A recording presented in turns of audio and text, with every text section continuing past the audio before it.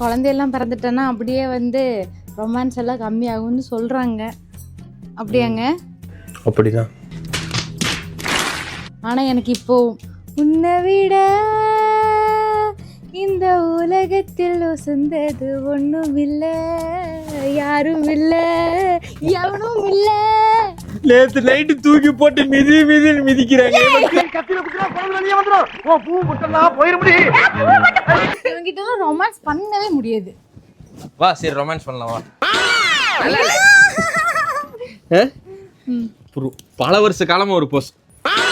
நல்லா இல்ல, அதை விட இது நல்லா இல்ல, நல்ல வித்தியாசமா கொடுங்க.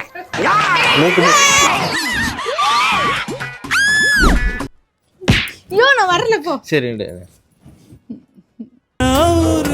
எடுத்த போதிலும் சேர்ந்தேதான் பொறுக்கணும்.